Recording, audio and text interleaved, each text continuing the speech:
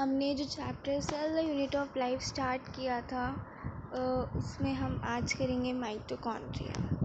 ठीक है, माइटोकॉन्ड्रिया जो कि हमारी double membranous structure. Double membranous के अंदर दो चीज़ें आती हैं, एक माइटोकॉन्ड्रिया आता है और दूसरा आता है हमारा प्लास्टिड्स। प्लास्टिड हम नेक्स्ट सेशन में करेंगे, पहले हम करेंगे माइटोकॉन्ड्रिया। ठीक है, तो पहले देखो माइटोकॉन्ड्रिया। माइटोकॉन्ड्रिया सबसे पहले ये डबल मेम्ब्रेनस स्ट्रक्चर है। ठीक है, ये हमारी हेल्प करता है एरोबिक रेस्पिरेशन में। एरोबिक रेस्पिरेशन क्या होती है? आपने ये क्लास 10th में पढ़ा होगा कि एरोबिक रेस्पिरेशन क्या होती है। जब हमारा ग्लूकोज जो होता है वो पायरुवेट में जब ये साइटोप्लाज्म के अंदर पायरुवेट में कन्वर्ट हो जाता है, फिर पायरुवेट हमारा माइटोकॉन्ड्रिया के अंदर किस में कन्वर्ट हो जाता है? एनर्जीज में। पढ़ा हुआ है आपने ये, है ना? तो यही होती है हमारी एरोबिक रेस्पिरेशन। तो ये कौन करवाता है? Mitochondria is responsible for this. और एरोबिक रेस्पिरेशन में हमें एज ए प्रोडक्ट क्या मिलता है? एनर्जी मिलती है, एटीपीज मिलते हैं। तो जो माइटोकॉन्ड्रिया होते हैं उससे हमें एटीपीज और एनर्जी मिलते हैं। ठीक है, और इनके पास डीएनए और राइबोसोम्स भी होता है, ये हम अभी स्ट्रक्चर में पढ़ेंगे। अब जिनके पास राइबोसोम्स होता है उनको प्रोटीन बना सकते हैं ये खुद। तो ये माइटोकॉन्ड्रिया भी खुद का प्रोटीन खुद बना सकता है।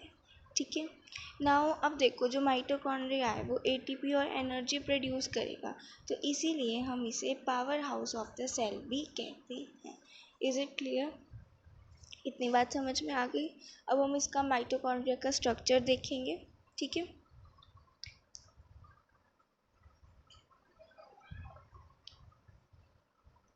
ये जस्ट मिनट देखो, एक मेम्ब्रेन ये हो गई। ठीक है, डबल मेम्ब्रेन होती है तो एक मेम्ब्रेन होगी हमारी ये वाली। दूसरी मेम्ब्रेन हमारी ऐसी होती है। ठीक है, इसके अंदर कुछ फोल्डिंग्स होते हैं। ठीक है, ये फोल्डिंग्स क्यों होते हैं? ताकि जो इनका इंक्रीज़ कर सके सरफेस एरिया को। ठीक है, ये सरफेस एरिया को ये इंक्रीज़ कर सके, इसके अंदर ऐसे से इन फोल्डिंग्स होती हैं। ठीक है, और अब जो मैंने आपको जैसे कि बताया अभी, ये आउटर मेम्ब्रेन है, इसके अंदर इन फोल्डिंग्स होंगे। अब जैसे कि मान लो इसका एक इन फोल्डिंग ले हम, तो ये ऐसे दिखते हैं, तो इसे हम बोलते हैं, इस स्ट्रक्चर को बोलते हैं क्रिस्टे।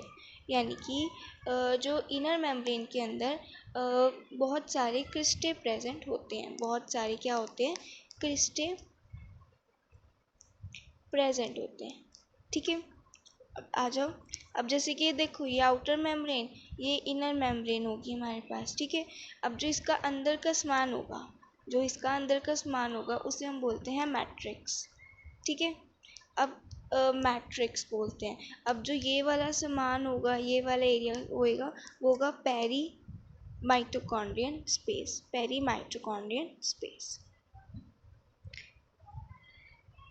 या फिर हम इसे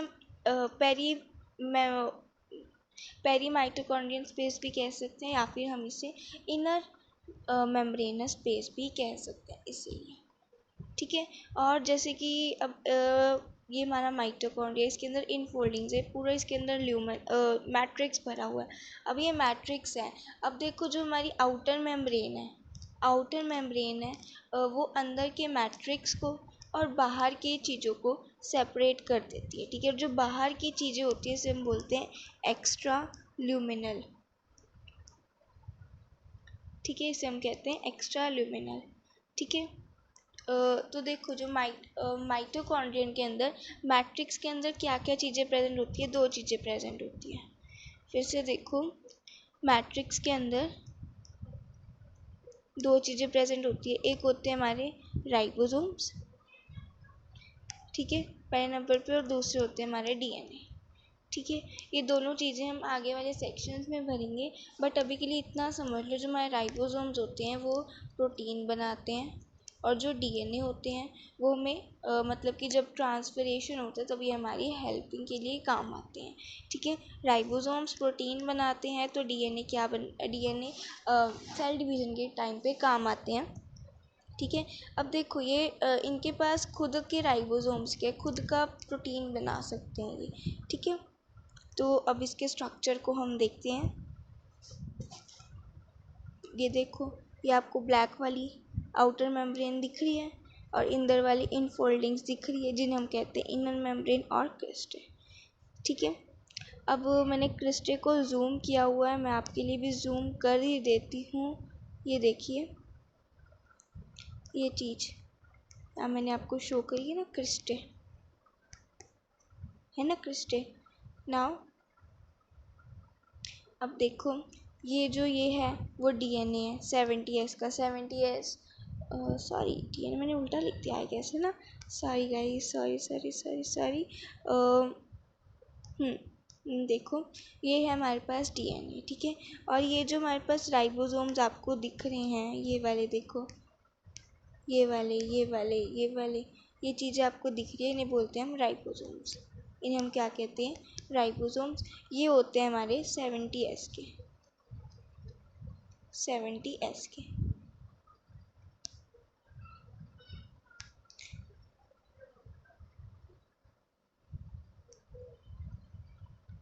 70S के होते हैं ये हमारे पास। ठीक है,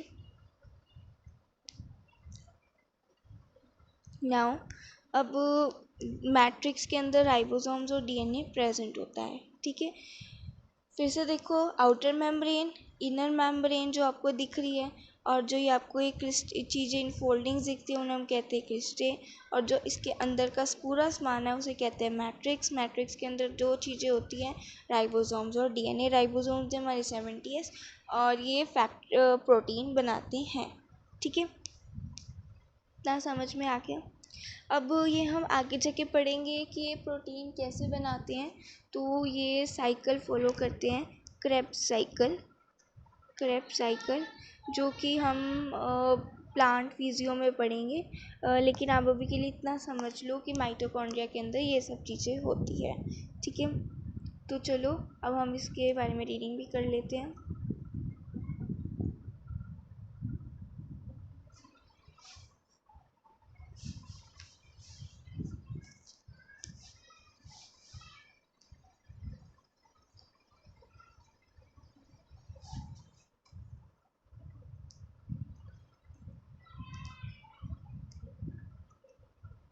दिख रहा है ना, hello.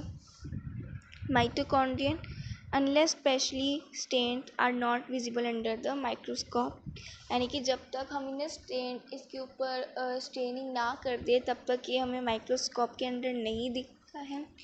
The number of mitochondrion पर सेल वेरिएबल करते हैं। ठीक है, ये किसी में ज़्यादा भी हो सकते हैं, किसी में कम भी हो सकते हैं।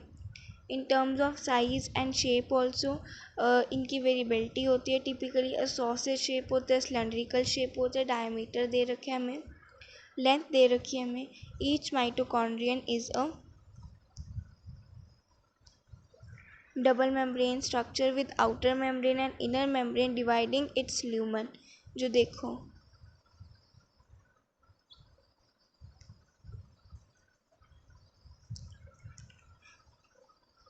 जो इसका बाहर का ल्यूमेन होता है, बाहर की चीज़ें मैंने आपको बताई ना, बाहर की चीज़ें, इन्हें हम क्या बोलते हैं, ल्यूमेन कहते हैं।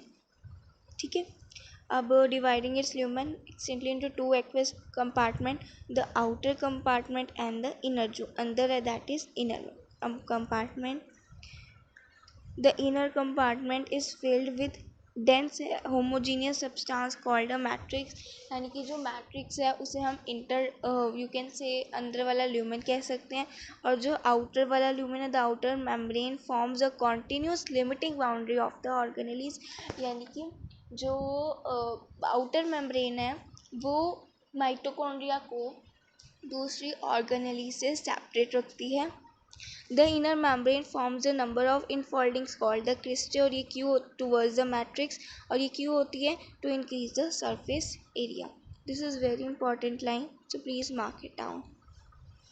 The two membranes have their specific enzymes associated with the mitochondrial function, यानी इनके अंदर कुछ स्पेसिफिक एंजाइम्स होते हैं जो कि हेल्प करते हैं हमारी एरोबिक रेस्पिरेशन में। और ये क्या प्रोड्यूस करते हैं, एटीपीज प्रोड्यूस करते हैं, जो कि जिन्हें हम इसलिए हम क्या बोलते हैं, power house of the cell. और ये दो चीज़ें क्या होती हैं, these are the few RNA molecules, ribosomes and the components required for the synthesis of the protein that is DNA। ठीक है, जो माइटोकॉन्ड्रिया है वो divide by the fission. I hope guys is it clear. ठीक है, अब देखो कितने अच्छे नोट्स बन चुके हैं हमारे। Let me show you. देखो हमारे सेल मेम्ब्रेन के भी इतने अच्छे नोट्स बन चुके हैं, सेल मेम्ब्रेन के, फ्लूइड मेजोइक मॉडल के, देन फोस्फोलिपिड भी समझाया मैंने, थ्रोक्राइड्स भी समझाया, फिर इसके ट्रांसपोर्टेशन में कुछ चीज़ें थी जो एनसीईआरटी में नहीं गिवन थी, वो भी समझाई मैंने आपको। और आज हमने किया माइटोकॉन्ड्रिया भी, आज हमने कर लिया। तो मैंने आपको इनके बारे में दो चीज़ें बतानी थी, मैं आपको बता देती हूँ।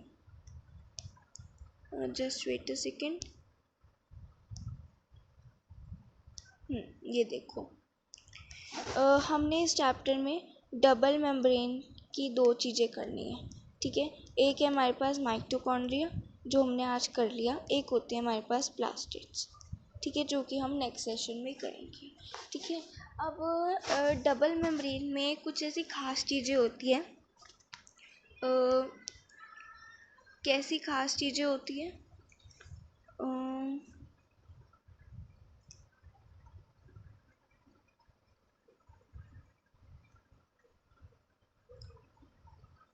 खास चीज़ें होती हैं, कैसी होती है मैं आपको बताती हूँ। अब देखो, आपको यूकैरियोट्स और प्रोकैरियोट्स में डिफरेंस पता है। ठीक है, जो हमारे यूकैरियोट होते हैं वो उनके पास मेम्ब्रेन बाउंड स्ट्रक्चर होते हैं, मेम्ब्रेन बाउंड स्ट्रक्चर प्रेजेंट होते हैं, लेकिन प्रोकैरियोट में ये प्रेजेंट नहीं होते, है ना। तो अब इसका स्ट्रक्चर कैसा सा बनता है,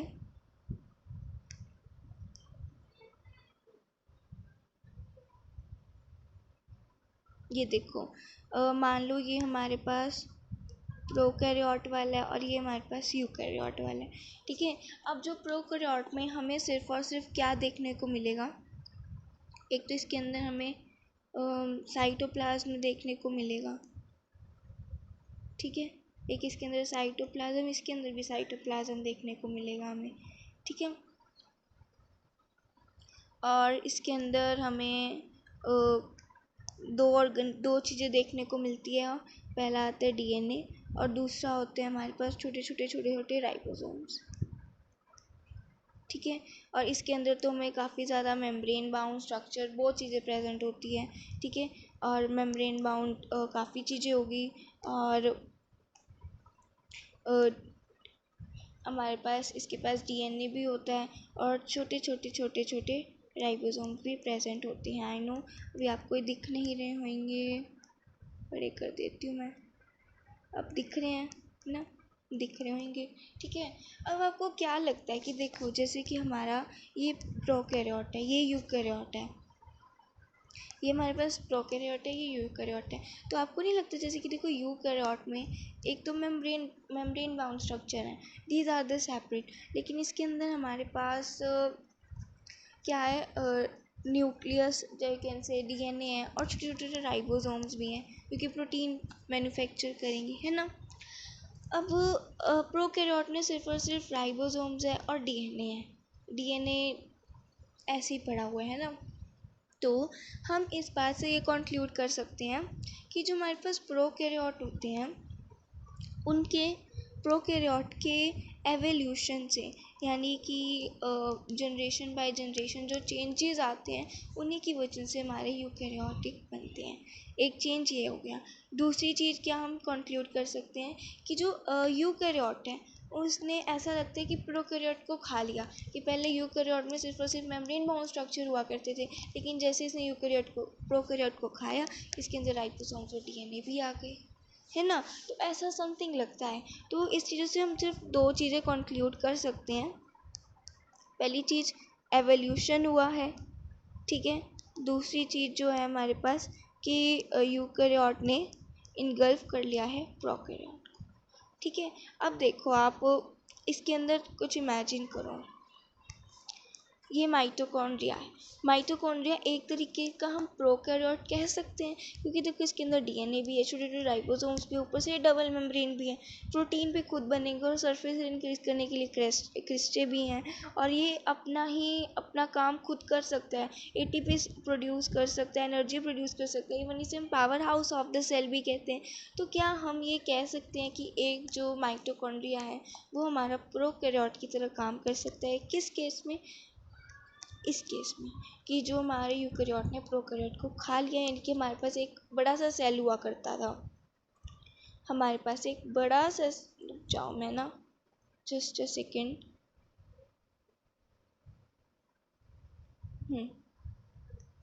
एक हमारे पास बड़ा सा सेल हुआ करता था, ठीक है। अब इसके अंदर सिर्फ और सिर्फ क्या थे हमारे पास, ये थे मेम्ब्रेन बाउंड स्ट्रक्चर थे, लेकिन जैसे इसने माइटोकॉन्ड्रिया को डिसॉल्व किया, माइटोकॉन्ड्रिया खुद भी एक अपना खुद का काम कर सकता है, तो यानी कि हम ये प्रोकैरियोट का खाया इसने, ठीक है, प्रोकैरियोट को खाया जिसकी वजह से कि यूकैरियोट बन गया, तो वी कैन से दैट, ठीक है। तो इस बात से हम ये कंक्लूड कर चुके हैं। तो गाइस यही मैंने आप सभी को बताना था, और ये आगे हमें मिलेगा भी, प्लास्टिड्स और जो बाकी चीज़ें हैं we will cover it tomorrow, ठीक है। अगर आपको ये सेशन अच्छा लगा हो, अगर आपको कुछ भी समझ में आया हो, तो प्लीज़ लाइक करना वीडियो को, और ज़्यादा से ज़्यादा शेयर करना ताकि ज़्यादा बच्चे इसको देख सकें, और अच्छी तरह से इसकी जिन बच्चों को सेल चैप्टर नहीं समझ में आ रहा वो इस लेक्चर को देख के समझ सकें, ठीक है। अगर आपकी कोई भी और प्रॉब्लम हो, you can comment me, I will try my best कि मैं आप सभी की सारी प्रॉब्लम सारी सॉल्व कर सकूँ। Thank you guys.